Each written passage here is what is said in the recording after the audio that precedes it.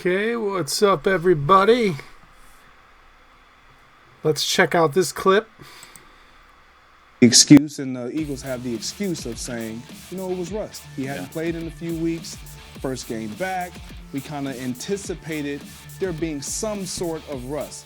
But he started the game off pretty good. And then he kind of fell apart. And so that's what's extremely concerning for me. So I don't chalk it up to rust. This team with Saquon Barkley, you add him and you automatically looked at and view this team as a Super Bowl caliber SBOB. SBOB team because of him. And when you look at Jalen Hurts, you expect him to be better because of what Saquon Barkley garners. The attention all in the run game as well as in the pass game. When you can't throw the ball in the postseason. Can I put it away, Greg? If the Eagles have a weak link, it's Jalen. what is it? It's Jalen Hurts. They're top notch. I mean, he's won 3 career playoff games with them. He's thrown for a total of 405 yards in those 3 games. 154, 121, 131. And it's not in those games, he's never rushed for more than 38. So, it's not like, he's killed him with his legs or whatever it is. Listen, they are used to it because this isn't record when your quarterback throws for less than 150. If we can show that to you real quick.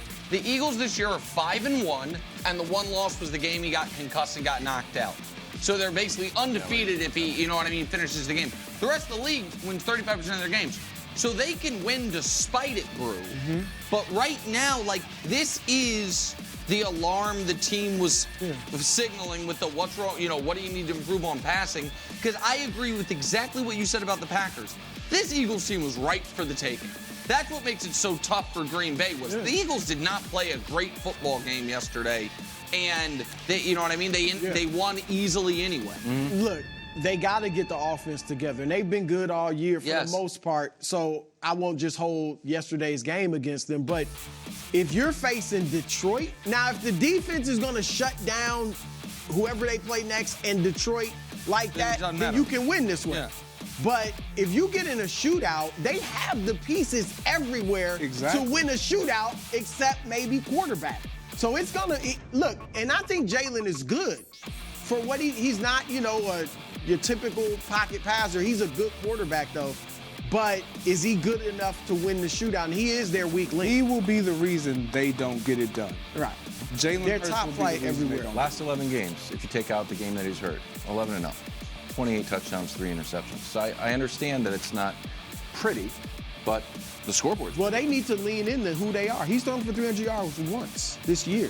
Don't try to make him throw for 300. Yeah, no, I think that they are comfortable with it. That's the graphic that I tried to show. But I also think Brou's point of they might be in a game where the defense isn't awesome or the other offense is just better, and can they lean on him in that spot? Or offensively, a team defensively decides we're going to sell out on stopping the run and Saquon. And now you should do. Now you have to throw the ball. Yeah, but then we saw that after the complaining game, we call it. He threw it well against Pittsburgh. Yeah. I'd make him prove it, though.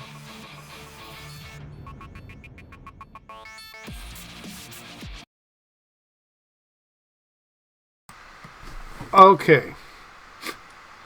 He threw it well against Pitt. He's thrown it well before. Now, he's coming off an injury, so he was a little rusty. He hasn't played in a few weeks. But we've seen him ball out in the playoffs in the past, especially in that Super Bowl game. Jalen Hurts is going to be fine. Yeah, he's not putting up these godly numbers this year. They're still winning, and they're winning because of Saquon. But one, you're going to stack the box. Saquon's still going to find the yards. He's still going to find a way. And Jalen will beat you. I think people... All right, let's look at his stats in the Super Bowl. The Super Bowl that he played against Kansas City. 27 of 38 for 304 yards and a touchdown. So yeah, he doesn't put up the numbers when he doesn't have to, but when he has to ball out, Jalen Hurts balls out. That's all I'm trying to say. the guy's a stud. He's a beast. And I've gone on this channel talking about Sam Bradford. I've come on this channel talking about Sam Darnold, and I've got egg on my face. I don't think I'm going to have egg on my face with Jalen Hurts. Now, I don't think the Philadelphia Eagles are going to the Super Bowl anyway. But it's not going to be because of Jalen Hurts. It's just going to be because they're running into a better team. I expect them to win this week coming up. And against what looks like it's going to be the Rams, because they're up 27-3 right now as I record this. But I don't see the Rams going to Philadelphia. I don't see I know that they don't technically play in a dome, but they're a soft California dome team. I don't see them flying to Philly in the cold weather and winning there. So Jalen Hurts, you can get your 120 yards and a win. It's going to happen. And then we'll see what happens in the NFC Championship game against Detroit. We'll see. I think in the long term, Jalen Hurts, he's a top flight quarterback in the NFL, and I don't think Philadelphia is going to just move on from Jalen Hurts. They had a guy named Donovan McNabb. I don't know if you remember Donovan McNabb. He was pretty friggin' awesome, but he never could get over the hump. They didn't just move on from Donovan McNabb until it was obvious that he was washed. But I think Jalen Hurts is going to be fine. I think he's going to be their quarterback for a while. I'll see you guys in the next video. Peace.